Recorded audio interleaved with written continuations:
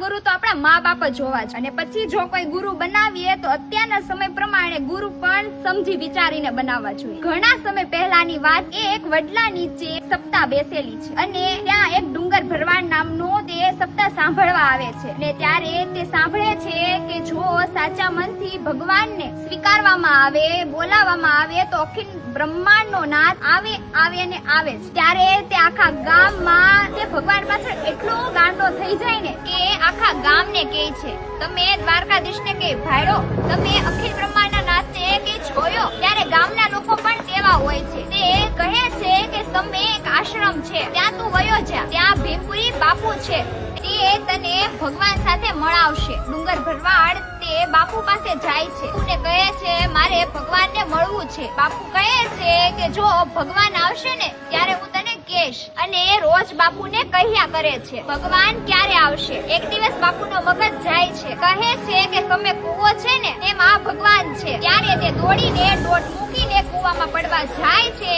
ત્યારે અખિલ બ્રહ્માંડનો નાથ દ્વારકાધીશ રણછોડરાય કાળિયો ઠાકર તેનો હાથ ઝાલી લે છે, અને ત્યારે કહે છે હું જ તારો કૃષ્ણ। ત્યારે માનતો નથી તો હું મારા ગુરુને જરા પૂછતો આવું। ત્યારે કહેવાય ને આ દુનિયામાં કૃષ્ણને બાંધનાર બસ બે જ વ્યક્તિ, યશોદ ખાંડણીએ બાંધી દે છે, અને એક આ ડુંગર ભરવાડ એ થડિયા સાથે તેને બાંધી દે છે। એટલે કહેવાય ને તો આ બે જ વ્યક્તિ તેને કૃષ્ણ કનૈયાને દ્વારકાધીશને બાંધી શક્યા હતા। ત્યારે તે બાંધીને તે તેના ગુરુ પાસે જાય છે અને કહે છે કે ભગવાન છે, પણ વિશ્વાસ કેમ કરવો કે ભગવાન જ હોય? આપણા ગામમાં તો આવા અનેક લોકો આવતા હોય છે। ત્યારે તે ગુરુ તે જાય છે અને જોવે છે તો ત્યારે તે તેના પગમાં પડી જાય છે અને કહે છે કે આજ તારો દ્વારકાધીશ, આજ તારો કાળિયો ઠાકર। ત્યારે તે માને છે। શિષ્યએ ગુરુને ભગવાનના દર્શન કરાવ્યા, આ એવો દાખલો છે। ત્યારે કહે છે શિષ્ય, ગુરુ ગોવિંદ દોનો ખડે, કિनको लागू पाय, बलिहारी गुरुदेव की गोविंदियो बताए।